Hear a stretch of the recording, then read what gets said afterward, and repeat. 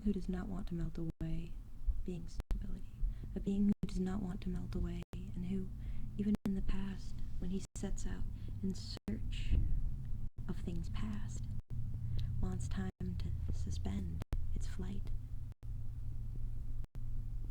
And its countless alveoli, space contains compressed time.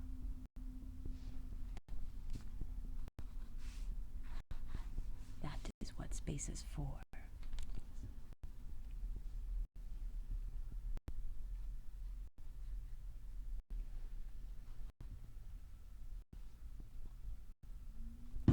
And if we want to go beyond history, or even while remaining in history, detach from our own history, the always too contingent history of the persons who have encumbered it, we realize that the calendars of our lives can only be established in its imagery.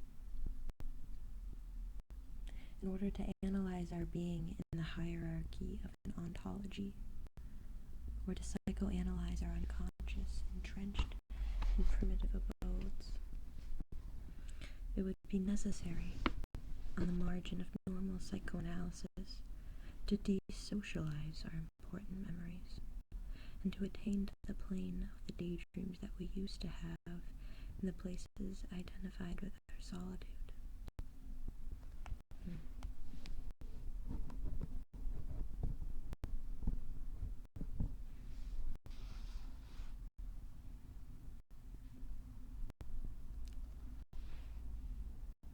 For investigations of this kind, daydreams are more useful than dreams. That's interesting.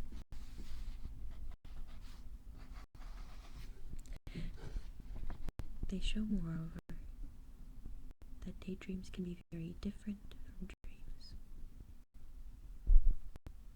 And so, faced with these periods of solitude, the topoanalyst starts to ask questions. Was the room a large one? Was the garret clustered up? Was the nook warm? Was it lighted? How, too, in these fragments of space, did the very human being achieve silence?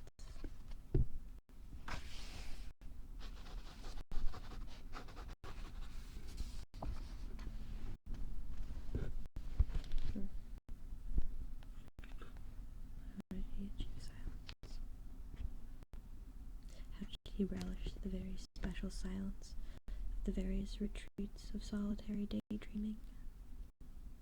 Here, space is everything. You don't have time to daydream if you got work, if you got school, if you got a lot of concerns, a lot of things.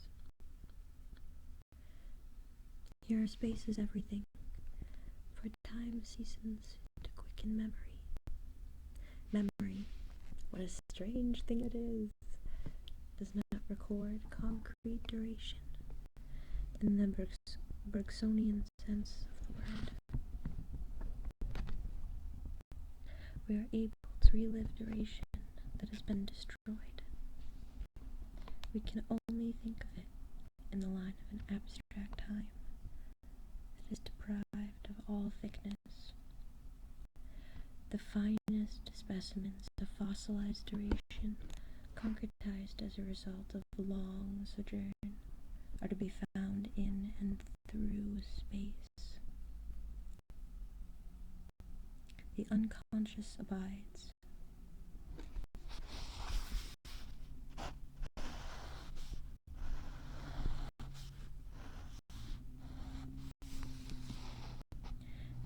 Memories are motionless, and the more securely they are fixed in space, the sounder they are.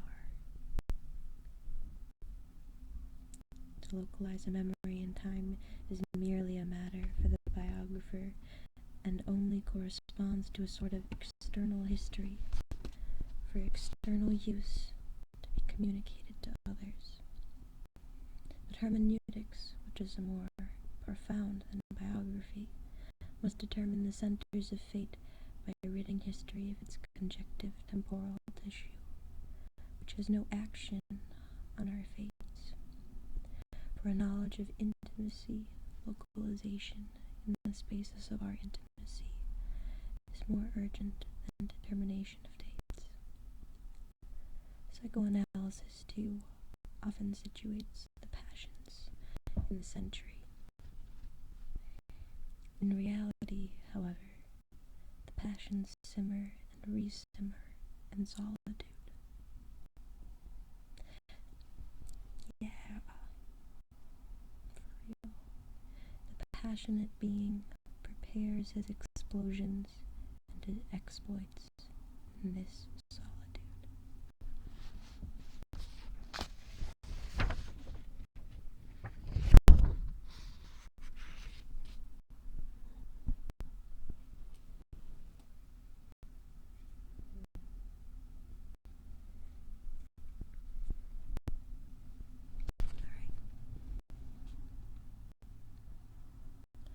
And all the spaces of the past moments of solitude, spaces in which we have suffered from solitude, enjoyed, desired, and compromised solitude, remain indelible within us, and precisely because the human being wants them to remain so.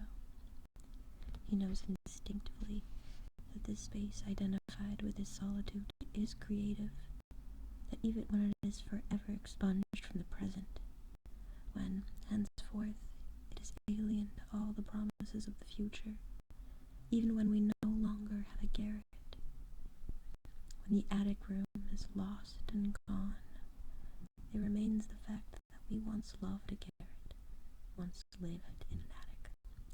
I'm living in an attic right now. Hello. We return to them in our night dreams. These retreats have the value of a shell. The shell, you said original shell before. That nice circle. Try keeping the bang out of the way.